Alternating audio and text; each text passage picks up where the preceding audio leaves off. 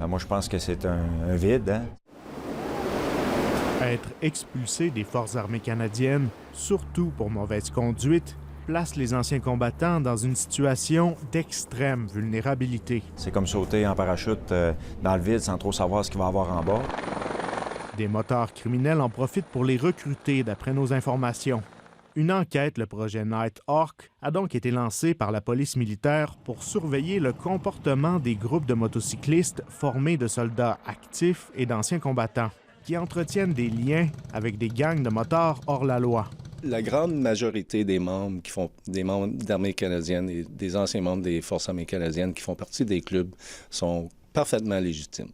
Il y a un petit pourcentage qui pourrait possiblement poser un risque à la sécurité. De nombreuses questions se posent d'après la police militaire en ce qui concerne les risques de conflits d'intérêts, mais aussi d'infiltration des forces armées. C'est possible qu'il y ait un risque à la sécurité de l'institution.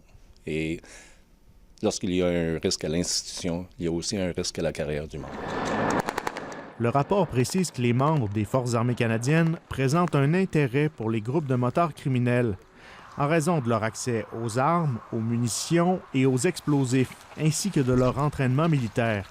En 2015, Radio-Canada révélait que des anciens combattants ont bel et bien été recrutés par des groupes de motards qui appuient les Hells Angels. Un phénomène qui se poursuit. Selon nos informations, un ancien officier d'expérience des Forces armées est notamment devenu un membre en règle des Death Messengers MC, un groupe de motards québécois affilié aux Hells Angels. C'est un signal d'alarme, il faut agir.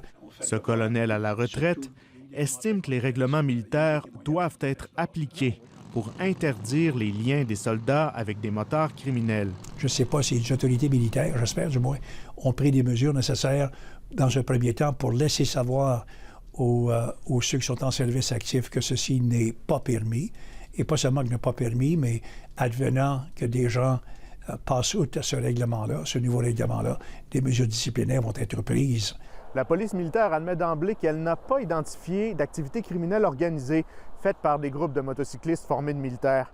Mais elle dit aussi que les activités individuelles de certains membres sont préoccupantes et pourraient indiquer un problème plus important.